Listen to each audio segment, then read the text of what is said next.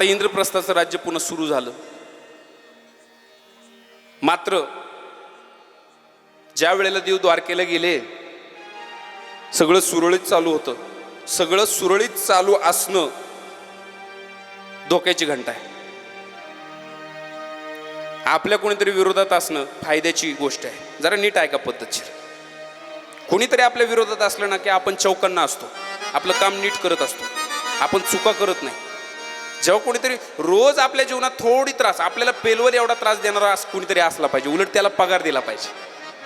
कारण तो त्या चुका करतो ना म्हणून आपण सावध असतो. असं नको रे बाबा पुन्हा ते असं, अशी तयारी असते. आता यज्ञ झाला, जिकडे तिकडे नाव झालं, प्रचंड दान धर्म झाला, अन्नदान झालं, सगळ्यांशी ओळख झाली. माझं बोलणं कळतंय ना तुम्हाला? काय तो थाट, काय ते वजन पांडवांचं, जिकडे तिकडे त्या काळामध्ये पांडवांचीच कीर्ती बुवा. पंडूराजाची पंडूपुत्र काय स्वाभिमानी आहे, काय विजयी आहे, काय राज्य आहे, काय मय सभा आहे, काय त्यांचं इंद्रप्रस्थ आहे, हे जिकडे तिकडे नाव. आणि त्याची सगळ्यात आग कोणाला लागत होती? तर कर्णाला आणि दुर्योधनाला. सगळं व्यवस्थित चालू होतं. व्यासांनी अचानक एक दिवस हाजरी लावली. आपल्या वर्षभरातून, ऐका माझं नीट ऐका बरं, आपलं घर नीट चालावं असं वाटत असेल तर वर्षभरातून आपल्या घरी एखादा तरी साधू येऊन गेला पाहिजे, एखादा तरी महात्मा येऊन गेला पाहिजे. आणि दुसरं वाक्य ऐका, महात्मा आपल्यापर्यंत नाही आले तर आपण महात्म्यापर्यंत गेलं पाहिजे. नगरच्या पुढच्या भागात गडकरी पद्धत आहे, तिकडे फार चांगलं आहे. ती लोक तरी गडावर जातात. मग तो देवगड असेल, भगवानगड असेल, हे सगळे या भागातले गड पाहून घ्या तुम्ही. मठाधिपतीला आधी मान आहे, महात्म्याला आधी मान आहे. महात्मा येणं म्हणजे संकटापासून दूर जाणं आहे. त्रिकाल ज्ञानी जे असतात त्याला महात्मा म्हणतात. माझं बोलणं जरा पद्धतशीर आहे का? तारकेश्वर गड वगैरे हे सगळे डोळ्यापुढे आणा. व्यास तिथं आले होते पांडवांकडं, आणि आपल्या घरी का नाही, वर्षातून एकदा कोणीतरी महात्मा आलं पाहिजे. ते सगळ्यांना आशीर्वाद देतात आणि कुशल मंगल सांगून जात असतात. वाईट काळ येणार असाल तर ते वेगळ्या भाषेत सांगून जातात, काही नाही थोडा पुढचा काळ अडचणीचा राहील, मग सगळं ठीक होईल. मी सुद्धा आले, कुणी बघायला आलं ना, आता शनीची साडेसाती कोणाला म्हणून नसते गड्या. त्यातले त्यात परोपकार करणारा, चांगलं कर्म करणारा, कोणाचंच वाईट न करणारा, सदोत दान धर्म करणारा, मी नाही पाहिलं की त्या माणसाला शनीने त्रास दिलाय.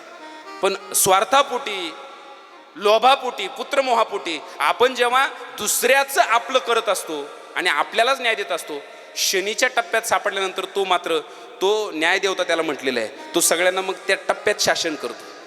मग अशा लोकांना सांगावं लागतं आम्हाला, पुढचे काही थोडा दिवस सण नाव आहे का तुमचं, कुंभ रास आहे का, अजून शनी तिथंच आहे, 2.5 वर्ष तुमच्यातच राहणार आहे.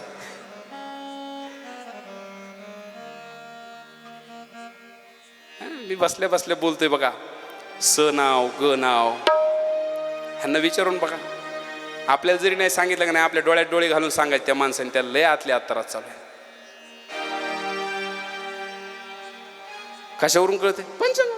महात्म्यांना तेच, मला ही विद्या कळते, त्यांना दुसरी कळत असेल, पण ते अंदाज देतात, सावधान, पुढे जरा काळ कठीण आहे. व्यास आले, पांडवांनी आदरातिथ्य केलं, संत पूजन केलं, दर्शन घेतलं, माथा टेकावला. मी मागेही एकदा सांगितलं, माथा टेक, महिला मंडळ माझी एक विनंती आहे, साधू आले, म्हातारी माणसं आली, तपोवृद्ध माणसं आली, माझं बोलणं नीट ऐका, देव मंदिर आलं, पटकन ती नवीन पद्धत घेऊ नका. ही जी पाया पडायची पद्धत आहे ती नका. हे पूर्ण वाकवा. माणसाच्या शरीराचा महत्त्वाचा भाग आहे मेंदू, आणि मेंदूमध्ये चिंता ही पोटात, हातात, पायात, हाडात नसते, चिंता मेंदूत असते. आणि माणसाच्या जीवनाचा सगळ्यात मोठा शत्रू म्हणजे चिंता आहे. चिंता चिता समख्याता बंधू बिंदू मात्रेन विशेषता सजीवम दहते चिंता निर्जीवम दहते चिता. सगळ्यात मोठी वैरीण आहे चिंता. चिंता ऐसी डाकिनी काट कलेजा खाय, वैद्य बिचारा क्या करे और कहाँ तक दवा लगाए. ज्याला चिंता लागली की नाही त्याला झोपायची इच्छा असते पण झोप लागत नाही, त्याला विचारा तुम्ही. त्याला भूक खूप लागलेली असते पण जेवण जात नाही, त्याला विचारा तुम्ही.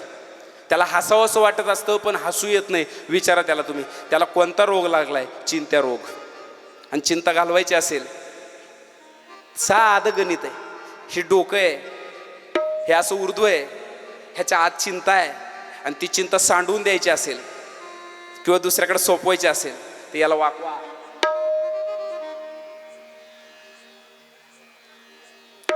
कुठंतरी वाकवायला झुकवायला. हे झुकवलं नाही का तुमचंच तुम्हाला वैर होणार आणि तुमची चिंता तुम्हाला वेळेच्या आधी 20-25 वर्ष मारून टाकणार. निश्चिंत व्हायचं असेल तर लावून या हात कुरवाळीला माथा, सांगितली चिंता न करावी. ते साधू संत माथ्यावरच का हात ठेवतात? ह्याच्यावरचा लोड कमी होईल, काळजी नको करू. आशीर्वाद मी नेहमी सांगत असतो. आता नवीन बंगले बांधतात, बंगल्यावर सगळ्यात वर काय असतं म्हणजे का, सगळ्यात वर म्हणजे सगळा बंगला बांधून झाला का त्याला आहे ना असे ब्रॅकेट बनवतात आणि त्या ब्रॅकेटच्या वर टाकी ठेवतात आणि त्या टाकीला 2 नळ्या असतात. 2 नळ्या असतात, 2 तशा 3 असतात. एक पाणी काढायला कॉकनी खाली आउटलेटची आणि दुसरी ना गळ्याजवळ असते. गळ्याजवळ जर भरलीन ओव्हरफ्लोचं पाणी अतिरिक्त ते बाहेर टाकायला. ते पाणी जर स्लॅबवर पडलं का नाही तर तो स्लॅब भरणार आणि नंतर ते पाणी वरच्या गच्चीहून खालच्या घरात येणार. आणि तुम्ही जर झोपलेले असले तर भर झोपेत ते नाका तोंडात गेलं की तुम्ही मरून जाणार. मग त्याला आउटलेटची नळी का काढली माहिती का गळ्याजवळ? का अतिरिक्त पाण्याने तुमचा दुष्प्रभाव होऊन मृत्यू होऊ नये ह्याच्याकरता ती आउटलेटची नळी. आणि ती इमारत म्हणजे आपलं शरीर आणि इमारतीत सगळ्यात वर टाकी ठेवायची जागा म्हणजे मेंदू. आणि त्या मेंदूचं अतिरिक्त पाणी जर खालच्या घरात आलं इथं हृदयात,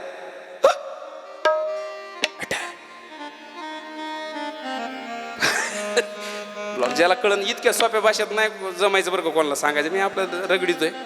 हे खालचं घर आहे, हे वरचा माजला, हे खालचा माजला. वरच्या माजल्याचं पाणी खालच्या माजल्यात आलं, कार्यक्रम फिनिश. मग त्याच्यापेक्षा सोपं करा. भरत भरत आलं का कोणी महात्मा आले वाका, अरे वाका बरं झालं, हे सांडून टाकायचं. मग चिंता लावून या हात कुरवाळीला माथा, सांगितली चिंता न करावी. व्यासांनी सांगितलं पांडवांनो पुढच्या 13 वर्षाचा काळ फार बिकट जाणार आहे रे बाबांनो. बघा बरं का सूचना. आता सगळं चांगलं चालू होतं पण सूचना गेली. आता जे चाललंय ते असंच चालेल गॅरंटी नाही. पुढचे 13 वर्ष तुमच्यासाठी भयंकर कष्टप्रद असतील. क्लेश होईल तुम्हाला, वेदना होतील तुम्हाला, कष्ट करावे लागतील तुम्हाला, निर्धन होऊ शकतात तुम्ही, तुमच्याकडं सगळं असणारं वैभव जाऊ शकतं. काळजी करू नका बरं. पण जरा तग धरून राहा, सगळ्या परिस्थितीमध्ये शांत राहा आणि ऐका बरं. मद्य प्राशन करू नका आणि दुसरी गोष्ट द्यूत वगैरे खेळू नका बरं. ह्या सगळ्या सूचना व्यासांनी दिल्या होत्या. म्हणून महात्मा आले पाहिजे. एकदम 70च्या पुढची माणसं आणि साधू माणसं हे असं सांगत असतात तुमचं सगळं चांगलं चालू आहे. ते बघा ते भविष्य सांगायला जरी आले 10 रुपये येतं पण ते सांगत असते सगळं बरोबर चालू आहे पण तुमच्या हाताला यश नाही, दिलेले परत येत नाही, हातात पैसा टिकत नाही. मग ते नंतर शेवट सांगते आपण होतं बरोबर सांगितलं बरोबर काय करावं लागेल. काय नाही तिकडे बद्री केदारनाथला तुपाचा 1 डबा जाळा ना त्याला जागा ओके का किती 2,500 घेऊन टाका.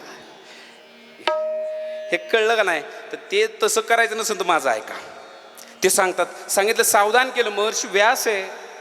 सावधान, द्यूत खेळू नका, मद्यपान करू नका, वाईटाच्या संगतीला जाऊ नका. पुढचा 13 वर्षाचा काळ फार कठीण आहे आणि पुढच्या 13 वर्षाच्या काळामध्ये दारिद्र्य येऊ शकतं बरं, संपत्ती निघून जाईल, तुमची परीक्षा पाहिली जाईल, तुम्हाला क्लेश, दुःख, अपमान, प्रतिशोध या सगळ्यांना सामोरं जावं लागेल. पण काळजी करू नका, एकच धागा देऊन ठेवतो तो म्हणजे कृष्ण स्मरण, भगवंताचं चिंतन, भजन कधीच बंद करू नका, तुम्हाला कधीच अडचण येणार नाही. हे स्वतः देव सांगतो. मग मी एक सांगू का, कथा ऐका, कीर्तन ऐका, प्रवचन ऐका. मला असं वाटतं गावोगावी सप्ते होतात. सप्त्यातलं मेन गोष्ट जर काय असेल तर हरिपाठ. त्याच्यात सांगितलंय हरिपाठाचे 28 अभंग एवढंच सांगतायत परत परत. हरिमुख्य म्हणा, दारिद्र्य येऊ, दुःख येऊ, संकट येऊ, मरायची वेळ समोर येऊ, हरिपाठ म्हणा. देव त्याच्यातून तुम्हाला 99.99% मनापासून जर भजन करत असाल तर मार्ग काढून देणारच. इतकी ताकद आहे हरिनामाची. कथा ही फक्त तुम्हाला तृप्ती देणारी आहे पण वाट जर काढायची असेल तर हरिभजन सोडून दुसरा पर्याय नाही. कळलं का? अरे कळलं का नाही मायला म्हण तुम्हाला काय प्रॉब्लेम आहे काय? तुम्ही अशा माना बिना काय हलवत नाही. नक्की भजनात तेवढी ताकद आहे ना. 1 कोटी भजन केलं का नाही, एक पटपट ऐकून टाकायची वेळ नाही माझी पण परत परत सांगतो. पाठ झालं पाहिजे कोणत्या कोटीला कोणता फायदा आहे. 1 कोटी भजन करून पहा, तुमचं शरीर निरोगी होणार. 2 कोटी भजन करून पहा, तुम्ही श्रीमंत होणार. 3 कोटी भजन करून पहा, यश आणि कीर्ती तुमच्या दारात पाणी भरणार. 4 कोटी स्मरण करून पहा. ऐका माझं, काम क्रोध नावाचे विकार आहे का नाही ते निघून जाणार. 5 कोटी नामस्मरण करा, हे लोकातली सगळी सुखं तुमच्या दारात येतील. 6 कोटी नामस्मरण करा, तुम्हाला उच्च ज्ञानाची प्राप्ती होईल. 7 कोटी नामस्मरण करा, मनोवांछित पती पत्नी मिळेल किंवा विवाहाचे योग जुळून येतील. 8 कोटी नामस्मरण करा, अपघाती मृत्यू नष्ट होईल. 9 कोटी नामस्मरण करा, तुमचं संचित कर्म जळून जाईल. 10 कोटी नामस्मरण करा, क्रियामान कर्म जळून जाईल. 11 कोटी नामस्मरण करा, प्रारब्ध कर्म जळून जाईल. 12 कोटी नामस्मरण करा, प्रत्येक जीवामध्ये तुम्हाला देव दिसायला सुरुवात होईल. देव पहावाय, भजनाची ताकद आहे. नुसतं कथा कीर्तन ऐकून मोबाईल लावून 2-2, 4-4 GB डेटा घेऊन कीर्तन लावून आणि हरिपाठ लावून काही होणार नाही. एक एक पाऊल चालायला सुरुवात करा. मग माऊली म्हणतात जो जेवांशील ते. आपण दिखावा जास्त करतो, त्याप्रमाणे वागत नाही, म्हणून आपल्याकडे फलश्रुती कमी आहे. ययाती राजाची कथा ऐकली ना त्या दिवशी तुम्ही. नामस्मरण करा, पण किती केलं असं कोणी बळच विचारलं तरी त्याला चहा पाजा पण किती केलं सांगू नका. वया सुद्धा लिहा, त्या एखाद्या चांगल्या कामामध्ये पायामध्ये देऊन टाका. किती केलं ते सांगू नका, ते काम येईल. पांडवांनो, पुढचा काळ कठीण आहे, पण हरिभजनामुळे तुमचा काळ त्या ठिकाणी तो कसा निघून गेला तुम्हाला कळणार सुद्धा नाही. कळलं का? नामस्मरण दुःख जाणवून देत नाही. काय म्हणतो मी? नामस्मरण दुःख जाणवून देत नाही. दूध तापलं, उतू जायला लागलं, बाई फोनवर बोलत होती, गाईनं दूध उतू जायला लागले, सांडशी सापडली नाही. फोन चालू असल्यामुळे ती धोरणात नव्हती आधीच. काय करावं, पण तरी तिने बोटाला चटका बसून दिला नाही, दूध उतू जाऊन दिलं नाही, कारण ती ढवळपुरीची होती. तिने हे असं केलंय महाराज, बघा अशा घड्या मारल्या दोन आणि पातीला असं धरलं. आता पुढचं आहे का? चटका बसला असता तर जर सांडशी सापडली नसती, एखाद्या बाईनं गडबडीत जर पातीला जरा चर लगेच फोड, सुजले असते 2-4 दिवस बोट. बरोबर आहे की नाही? पण ती एवढी हुशार होती, तिने कापडाच्या घड्या केल्या पदराच्या, पदरही जळाला नाही, दूधही खाली आलं, चटकाय बसला नाही. किती हुशार म्हणावं लागेल. तसं संकट येणारच आहे, प्रपंचात ताप होणारच आहे. प्रपंचाच्या तापे तापलो मी या देवा, आहे की नाही? संसाराच्या तापे तापलो मी देवा. संसारात तापच आहे, संसारामध्ये सुख आली या संसारात सुख नाही कुठे. संसार दुःख मूळ चौकडे इंगळ, प्रमाण आहे संतांचे. मग आपल्याला साधू संतांनी सांगितलं की संसार दुःखाचा आहे, पण त्याही दुःखामध्ये सुखाचा आभास आनंद घ्यायचा असेल तर त्या बाईनं जशा घड्या केल्या आणि पातेल्याचा चटका बसून दिला नाही, तसं तुम्ही नामस्मरणाच्या घड्या हातामध्ये रोज ठेवा. कितीही संकट येऊ द्या, त्या नामस्मरण रूपी कापडाच्या घड्या तुम्हाला कधी चटका बसून देणार, दुःख जाणून देणार नाही. पांडवांनो, तसंच करा. किती संकट येऊ द्या, पण नामस्मरण चालू राहिलं तर तुम्हाला अजिबात अडचण नाही. घड्या हळदी कलरचे उपरणे ज्यांचे असतात, कपडे असतात, अशी दाढी असते, वरती बुचुडा असतो, असा एक व्हिडिओ येतो बघा, तुम्ही स्टेटसला यूट्यूबला पाहतात. नाव आहे प्रेमानंद शास्त्री. हे प्रेमानंद शास्त्री ऐका बरं का, नीट ऐका. हे जे राधे राधे भजन आहे का नाही, हे प्रेमानंद शास्त्रीला ऐका. महिला मंडळ जरा नीट लक्ष देऊन ऐका. दोन्ही किडन्या नाही, दोन्ही किडन्या नाही. डॉक्टर लोकांनी टेस्ट केल्या, दोन्ही किडन्या नाही, आणि तरी सुद्धा ते एकदम पद्धतशीर जीवन जगतात. कुणीतरी जाणाऱ्याने त्यांना विचारलं, तिथं दर्शनाला जाणाऱ्याने, तुम्हाला दोन्ही किडन्या नाही, एक किडनी नसलेला माणूस खचून जातो, डायलिसिस, रक्त शुद्ध करून भरा, तुमच्या दोन्ही किडन्या नाही, तुम्ही कसं काय व्यवस्थित जीवन जगतात एवढं, तुम्हाला काहीच अडचण कशी नाही? दिलेलं उत्तर ऐका महिला मंडळ, माझ्याकडे लक्ष द्या. प्रेमानंद शास्त्रीने मला किडन्या नाही असं कोण म्हणलं? मला 2 किडन्या आहे की म्हणले आहे. म्हटले हो, माझ्या एका किडनीचं नाव आहे राधाराणी आणि दुसऱ्या किडनीचं नाव आहे कृष्ण. बोला गोपाल कृष्ण भगवान की.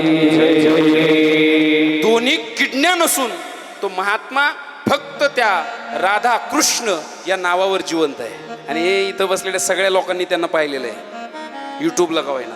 माझं बोलणं नीट आहे का? म्हणून परमार्थातल्या भजनाला अत्यंत किंमत आहे. भगवत कथेच्या कीर्तनाच्या मंडपात पाय ठेवला की नाही, सगळं जग विसरून जायचं. जगाच्या मालकाच्या मांडीवर आहे एवढंच डोक्यात ठेवायचं. व्यास आले, व्यासांनी पुढच्या सूचना केल्या, उद्यापासूनचे दिवस बदलणार आहे, वाईट काळ येणार आहे, 13 वर्षाचा वाईट काळ येणार आहे, दारू पिऊ नका, द्यूत खेळू नका, जुगार खेळू नका, हेच सांगितलं त्यांना सगळं. आणि कितीही वाईट वेळ आली तर भजन बंद करू नका. त्या आईनं बी सांगितलं होतं, गुरूंनी बी सांगितलं, दोन्हींच्या एकत्रीकरणानं सल्ला आहे. कितीही वाईट वेळ आली, हरिकृपेने नाश होईल त्याचा. एका जनार्दनी भोग प्रारब्धाचा, हरिकृपे त्याचा नाश झाला. संकटातून सोडवणार तेवढा एकच असतो, अंतकाळीचा सोयरा तुका म्हणे विठोधरा. तेवढा शेवटच्या वेळेला तोच काम येत असतो. सगळ्यांनी साथ सोडली का? कारण आता द्रौपदीचं चरित्रच तसं आहे. पांडवांच्या इंद्रप्रस्थाचा कार्यक्रम उरकला, सोहळा पूर्ण झाला, सगळ्यांना मानपान दिला, शिशुपालाचा वध झाला, वक्रदंताचा वध झाला. आणि आता मात्र भगवान श्रीकृष्ण द्वारकेला गेले, कौरव जे आहे ते इंद्रप्रस्थाला आले आणि पांडव मस्त मय सभेमध्ये असताना व्यासांनी सूचना केली. थोडंसे घाबरले, पण कुंती त्याला माहिती होतं साधू संत आणि परमात्मा माझ्या पोरांसोबत आहे, मला जग एका बाजूला आणि या मंडळींची कृपा एका बाजूला. मग आईनं सांगितलं होतं सगळं गेलं तरी चालेल, हरिकृपा कधी आपल्यापासून दूर जाता कामा नाही. आणि पांडव तसेही म्हणत होते आम्हाला काही देऊ नका, फक्त त्रास देऊ नका. कौरवांना एवढंच सांगितलं होतं आम्हाला हेच वेळोवेळा बोलवायचे. यांना असं वाटायचं अचानक येतील अर्धा वाटा मागतील, अचानक येतील अर्धा वाटा मागतील, त्यापेक्षा बोलून घेऊ, त्रास देऊ. हे दुर्योधन करणं यांच्या कुटकार असतं. त्याच्यात आगीत तेल ओतायला मामा, तुमच्या मामाचं नाही म्हणलो मी काही, शकुनी मामा. सगळं सांगून झालं. दुर्योधन जेव्हा घरी आला असा तक्क्या घेतला, असा पडला होता निवांत, चेहऱ्यावरती प्रचंड चिंता होती. काही माणसांना जगण्याची, काही माणसांना खाण्याची, काही माणसांना आजाराची. जो देखे सो दुखी या बाबा, कारण चिंता. दाखवा नाही तर नका दाखवू, प्रत्येकाला वेगवेगळी. काहींची दिसून येते शरीरावरती टाके पडलेले, रक्त निघालेले, चिंता वरून दिसते. काहींची दिसत नाही, आतून असते. कोई तन दुखी कोई मन दुखी, कोई धन बिन रहत उदास, थोडे थोडे सब दुखी सुखी राम के दास. सगळे दुखे, सुखी फक्त एकच राम का दास. मी मगाशी सांगितलं पातिल्याचा चटका हाताला नाही का, मध्ये राम आहे. दुर्योधन विचार करू लागला आणि दोघांमध्ये चर्चा चालली मामा भाच्यामध्ये. तिथे दुर्योधन म्हणला मामा, ते शकुनी भांजे बोलो. मामा, त्या पांडवांच्या बायकोने माझा अपमान केलाय राव. तो भीम सुद्धा म्हणला आता तो आंधळ्याचा पोरगा शोभतो, कारण त्या मैसभेमध्ये फरची जिथं तिथं पाणी होतं तिथं पाण्यात पडलं आणि तिथंच ते शब्द वापरला ह्यानं, तो आंधळ्याचा पोरगा शोभतो. आणि द्रौपदी सुद्धा म्हणली होती आंधळ्याचं ते आंधळ्याचंच. ह्या दोन्ही शब्दामुळे त्याच्या अंतकरणात आग पेटली होती. कसा का माणूस असा ना. जुनी म्हण आहे, मारल्याचा डाव बुजतो, बोलल्याचा डाव बुजत नाही. त्याला प्रचंड राग आला. ते म्हणला यांचा असं झोपेत जाऊन मुडके दाबा म्हणले, पण ते एवढं बी सोपं नाही. शकुनी म्हणायला लागला बावळट आहेस का तू, त्यांच्यावर हमला जर केला का नाही, तू आता त्यांना एकटं समजू नका. मागचा काळ वेगळा होता, जेव्हा तो आतापर्यंत किती प्रयत्न केले आपण. विष घातलं त्या लाडूमध्ये, भीमाला खाऊ घेतलं, मेला का तो. आग लावून दिली लक्षागृहाला, मेले का ते. हल्ला चढवला त्यांच्यावरती शिशुपालाच्या भावाने, गेले का ते. यज्ञ इतका मोठा झाला, देशोदेशीच्या राजांशी ओळख झाली. त्याने बृहद्रथ राजाचा, मगध देशाचा मेन राजा, त्याचा खात्मा केला.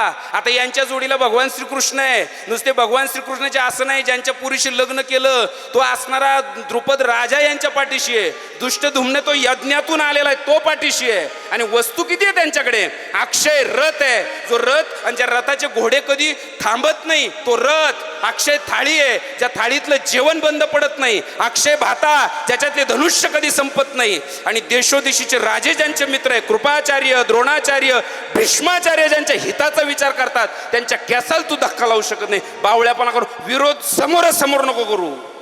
मग काही लोकांचा हाच पद्धत आहे, समोर समोर नाही करायचा विरोध, दुसरी कोण आग लावायची. हे शिकवायला कोण होत आहे. शकुनी समोरासमोर काहीच करू शकत नाही तू त्यांचं. मग माझ्या डोक्यात एक आयडिया आहे. त्याला एवढं माहिती होतं की एवढ्या बाबतीमध्ये आपला मामा खतरनाक आहे. तोंडा का पाहिलं मामा, काय काय तुमच्या डोक्यात काय. दुर्योधना, माझ्याकडे का नाही जरासंधाच्या हाडाच्या कवड्या आहेत. आपण जर त्यांना द्यूत खेळायला लावलं आणि द्यूतामध्ये जर त्यांना हरवलं तर मग आपल्या बरोबर ते टप्प्यात सापडतील असं मला वाटतंय. त्याचं कारण एकच, क्षत्रियांना युद्ध आणि द्यूत क्रीडा याला नाही म्हणायचा अधिकार नाही. त्यांनी जसा यज्ञ केला का नाही तसा यज्ञ तू सांग, निरोप पाठव की यज्ञ करायचा आहे, त्या यज्ञाला तुम्ही या म्हणावं. पण त्याच्या अगोदर तुझ्या बापाला तयार करावं लागेल, आंधळ्या आपल्या हे धृतराष्ट्राला. उठूनच बसलो होतं, हा प्लॅन चांगला आहे मामा, काय शक्कल आहे राव तुमची. उठलं ते तिथून म्हटले ती काळजी करू नका, माझ्या बापाला मी तयार करतो. म्हातारं ज्या कक्षामध्ये होतं त्या कक्षामध्ये गेले. वडिलांना समोर दुर्योधन भेटला. दुर्योधनाने चेहरा मुद्दाम फाडला. म्हाताऱ्याला सुद्धा पोराचा पुळका आला. त्यानं डोक्यातून असा हात फिरवला. काय झालंय तुला, का म्हणून एवढा चिंतेत आहे. ह्यानं आग लावून द्यायचं काम केलं. बाबा तुम्ही म्हणतात पांडवांशी वैर ठेवायचं नाही, पण त्या पांडवांच्या बायकोनं द्रौपदीनं तुम्हाला मध्ये घालून शब्द वापरलाय. मी कसं सहन करू मला सांगा? मी माझा अपमान सहन केला असता, तुमचा अपमान. हे बघा ह्या असं वाढवापणा असतो बरं का काहींमध्ये. काही गरज होती का असं मध्ये म्हणायचं? तुमचं नाव मध्ये घालून शिवी दिली तिनं. आंधळ्याचा पोरगा म्हणली मला ती. बाबा माझं मन साथ देत नाही असं तर रात्री जाऊन त्यांचे मुंडके कापून टाकावं असं वाटायला लागलंय. डोक्यातून हात फिरवला. शांत हो. नाही बाबा एक काम करा, मला विषयाची बाटली आणा, पाजा मारून टाका आणि तुम्ही पांडवांसोबत आनंदाने राज्य भोगा. मला जगायचं नाही. आणि हा आंधळ्याचा नेमकं जीव त्या दुर्योधनामध्ये. अति प्रीती तिथं गोळच आहे. अति कोणतंच चांगलं नाही. अति प्रेम चांगलं नाही, अति खाणं चांगलं नाही. लोभ मुलांनी पापानी व्याधी तो रस मूलकहा स्नेह मुलांनी दुःखानी त्रिणी त्यक्त्वा सुखी होत. सुखी व्हायचं असेल लोभाला आवरा, प्रेमाला आवरा. लोभ मुलांनी पापानी, लोभ आला की पाप आलं, प्रेम आलं की मृत्यू आलं. प्रेम होतं ना दशरथ राजाचं रामावर, अतिप्रेम. काय झालं? अटॅक, गेला राजा. अतिप्रेम नसावं, अति लोभ नसावा. लोभ प्रपंचाला चांगला पण अति नसावा. तुमचंच कार्यक्रम करीन. अति लोभाचं उदाहरण पुढे येणार आहे ना. अति चवदार खाणं नसावा. चवदार खाल्लं रे खाल्लं की बाहेरून तुम्ही लय चांगले दिसणार, पण आतून तुम्ही संपलेले असणार. जितकं चांगलं खान तितका आजार. चांगलं भरपूर नाही खायचं, गरजेचं खायचं. माझं बोलणं नीट आहे का? परमार्थ हे शिकवतोय सगळं. कोणाचंच लक्ष पांगणार नाही अशी कथा आहे महाभारताची. फक्त तुम्ही नीट ऐकलं पाहिजे. काल हाच प्रतिसाद मला सुरुवातीला भेटला नाही. सुरुवात त्याची 15 मिनिटं डाऊन गेली का महाराजांनी किती ताकद लावू द्या, शेवटपर्यंत कार्यक्रम उचलत नाही. एक आमचं इंजिन म्हणजे किर्लोस्करचं जुनं इंजिन, तसं ढळत नाही, ढळलं का थांबत नाही. तो आवरला पाहिजे. आंधळ्याचं प्रेम होतं दुर्योधनामध्ये. बाळा तुझं नेमकं काय म्हणणं आहे? पिताजी मला मारून टाका. त्या बापाला वाटलं नाही मारून टाकावं. बाबा मी मरू नये असं जर वाटत असेल तर शकुनी मामा सांगतील त्यांचं ऐका, अशी माझी इच्छा आहे. दुर्योधन जेव्हा असं म्हणतोय, शकुनीला विचारलं बाबा काय तुझ्या डोक्यात? काही नाही, मला असं वाटतंय की आपण पांडवांना विदुरामार्फत निरोप द्या, आम्ही पण यज्ञ करणार आहे आणि त्या यज्ञाच्या तयारीला तुम्ही इकडे हस्तिनापूरमध्ये या असं सांगा. मग काय करणार आहे? काही नाही. मग माझ्याकडे कवड्या आहे सोन्याच्या, त्या पाटावरती टाकताना भीम जर समोर असेल तर त्या पालत्या पडतात आणि मग प्रत्येक डाव आपण जिंकू आणि पांडवांची सगळी संपत्ती जी आम्हाला त्रास देते ती संपत्ती आम्ही हिरावून घेऊ. धृतराष्ट्राला पण बरं वाटलं, कारण मध्ये अट अशी होती बाबा मी विष पिऊन मरतो. बरीच पोरं एवढ्या एका ट्रोल करण्याने बाप संपवले. एकुलतं एक असल्यामुळं मी मरण फाशी घेईन ह्याच्यामुळं काही बाप अडचणीत आले. त्याच्यातला हा एक आहे. विदुर काकाला बोलावलं. विदुर काकाला सांगितलं जा म्हणावं राज आज्ञा आहे. पांडवांना म्हणावं तुम्हाला हस्तिनापूरला बोलावलंय. पांडवांना बोलावण्यासाठी विदुर काकांना कळून चुकलं. जेव्हा जेव्हा हे पांडवांना बोलावतात आतापर्यंत कधीच काही चांगलं केलं नाही, चांगलं करणारच नाही. काही माणसंच अशी त्यांचं नाव पुढं आलं की आपण लगेच समजायचं हे काम होत नसतं, तू काही कर. विदुर काका गेले. विदुर काकांनी त्यांना तो निरोप दिला. पांडवांनी सुद्धा तो काकांना पाहिल्याबरोबर गेले. काकांचं दर्शन घेतलं, काकांना आसन दिलं, काकांना बसवलं आणि सांगितलं की राज आज्ञा आहे. कारण त्या इंद्रप्रस्थ हे स्वतंत्र राज्य नाही, हस्तिनापूरचं राज्य आहे. राजाचा आदेश आहे. राज आज्ञा म्हटल्यानंतर ते निघाले. निघाल्यानंतर राज आज्ञा आहे शेवटी. पण रस्त्यामध्ये विदुर काकाने सांगितलं काहीतरी षडयंत्र आहे, सावधान. तसंही व्यासांनी तुम्हाला सावध केलेलं आहे. आता मला जास्त सांगायला लावू नका, पण तिथं गेल्यावर सावधान. पांडव हस्तिनापूरमध्ये आले. हस्तिनापूरमध्ये आल्यानंतर त्यांची व्यवस्था, मेजवानी सगळं पद्धतशीर केलं. सेपरेट राहायला स्वतंत्र महाल. काही दिवस अशीच मध्ये गॅप गेला. रोजचं जेवण, पंक्ती बिंक्ती. तिथं राजा बोलेंदल आले काय कमी आहे? काही 1-2 महिने मध्ये अंतर गेलं आणि दुपारच्या वेळेला सगळीच सभा भरलेली होती, सगळे बसलेली होते. आणि सगळे बसलेले असताना दुर्योधनाने जांभोळी दिली अशी मोठ्याने. जांभळी दिल्यानंतर दुर्योधन काय म्हणतोय माहिती का शकुनीकडे पाहून, दिवसच जायनं गेलंय, लयच आळस येऊ राहिला, उन्हाळ्याचे दिवसच संपत नाही.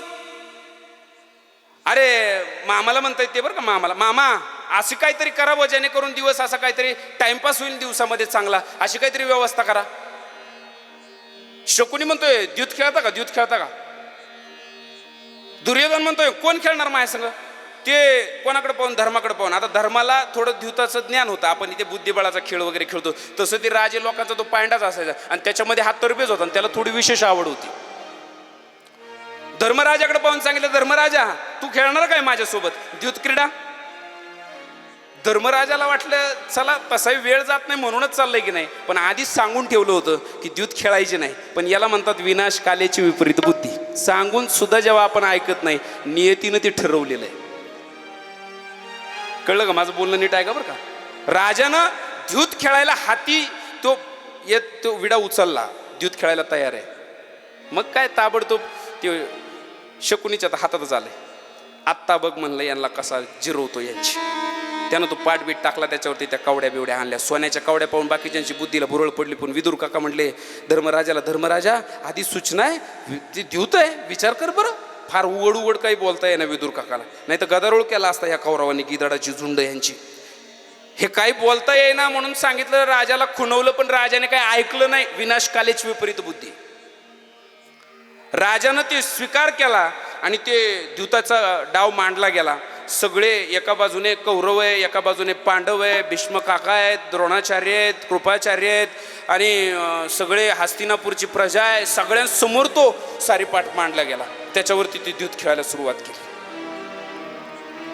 पहिला डाव खेळायला कोणाला दिलता माहितीये का? धर्मराजाला. धर्मराजाने 5 वेळाला कवड्या टाकल्या. 5ही डाव जिंकला धर्मराजा. 5 डाव जिंकला. 5 डावामध्ये हस्तिनापूरची बरीच संपत्ती जिंकली. आणि त्या टायमाला सगळे पांडव जे कधी हारिक करायला लागले. पण माझं वाक्य ध्यानात ठेवायचं, लय गुदगुल्या कोणालाही होत्या, तुम्हाला मला लय गुदगुल्या झाल्या का त्याच्यानंतर लगेच आपल्याला काहीतरी त्रास होणार म्हणजे होणार. आती सुख आला आपल्या घरात, आती आनंद आला, तुम्ही लय सेलिब्रेशन केलं का नाही, तिथून पुढचा 1.25 महिना तुम्ही मला येऊन सांगा, नंतर प्रचंड त्रास आपल्याला होतो. आजी पोरग जर लय हसायला लागलं, लय हसायला, लयच हसतंय 15 मिनिटं, आणि एखादा जर त्याला हसवीत असला तर तुम्ही काय म्हणता त्याला? आता बस, आता लय हसू नको, तो रडन. साधी प्रक्रिया आहे. गुदगुल्या झाल्या का त्याच्यानंतर अश्रूच आहे. 5 वेळा जिंकले आणि 6व्या वेळा कवड्या गेल्या. 6व्या वेळा डाव पलटला आणि कवड्या गेल्या. आता बरं, कौरवांच्या बाजूने कोण खेळत होतं? हे शकुनी. ते त्याच्यामध्ये तरबेज. काही लोक काही गोष्टींमध्ये माहीर असतात आणि जे कवड्या टाकल्या ऐका बरं का जरा, लय मस्त इथं आपल्याला उपदेश घेण्यासारखं आहे. तो फक्त जुगारीचा खेळ आहे आणि तुमच्या आयुष्याचा खेळ जुळून देतो मी एकदम बरोबर, काळजीच करू नका. इथंच सगळा घोटाळा आहे. जुगार खेळले की तुमचे पांडव गेलेच लयाला. माझं बोल, पांडव असून, देव तुमच्या पाठीशी असून, साधू संत तुमच्या सोबत असून तुमचं पतन झाल्याशिवाय राहणार नाही. शास्त्राने सांगितलंय, मदिरा, बाटली आणि बाकीच्या गोष्टी तुम्ही बसल्या जागी समजून घ्या. जुगार याच्यापासून लांब राहायला सांगितलंय. इथंच आपला गोळ होतोय. काय म्हणतील, आम्ही कावा खेळतो? उघड करून देतो. इथून आहे सगळ्यांचं, फार लिहून देतो मी. उठल्यावर मला स्वतंत्र येऊन भेटा आणि सांगा तुमची या पद्धतीने जिरली का नाही. आता पुढे बोलणार आहे ते कान उघडून तर ऐका तुम्ही. 13 डाव जिंकले त्यानं, 13 शकुनीनं. तिथून पुढचे ह्यानं 5, त्याने 13. 13 डाव जिंकल्यानंतर जेवढी संपत्ती पांडवांकडे होती का नाही, 13 डावामध्ये ह्या कौरवांनी सगळी आपली करून टाकली. त्याच्यानंतर एकही डाव यांच्या बाजूने पडला नाही. नियम असा असतोय, डावा मागून डावा मागून जो पलटी गेला तो पुढच्याच्या ताब्यात. 13 डाव जिंकले. एका डावामध्ये एक महत्वपूर्ण संपत्ती त्यांनी मागून घेतली.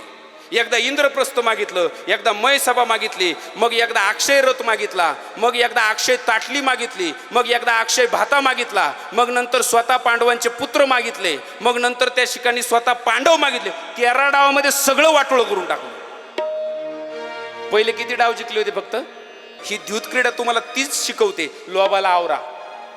5 डाव आले आणि 13 डाव गेले आणि 13 डावात सगळं गेलं. लोभ चांगला नाही कोणत्याच गोष्टीचा चांगला नाही. माझ्या समोर बसलेली कितीतरी माणसं आहेत, ते लोभाला बळी पडले आणि त्यांचे प्रचंड पैसा अडका बुडाला, अडचणीत गेला. माझं समजून घ्या. या कथा वाया गेली नाही पाहिजे. नाही तर नुसती थोरात महाराजांनी तोंडाची बडबड केली, तुम्ही ऐकलं. ते रामायण महाभारत आत्ताच्या काळाशी जुळवायचंय. सगळ्यांनी सावध व्हा. कोणाला टोचतोय असा गैरअर्थ माझ्या बोलण्याचा घेऊ नका. मार्केटमध्ये लुटमार करणारी प्रचंड माणसं आहेत. ती आपल्याला येड्यात काढतात, आपल्या माणसाला येड्यात काढतात. आपल्याकडे येणारा पण आपलाच असतो. हे त्यांचं रॅकेट असतंय. पूर्ण डुबल्यावरती आपण अडचणीत सापडतो. लोकांचा तळतळाट किंवा त्रास आपल्यापर्यंत येऊन पोहोचतो.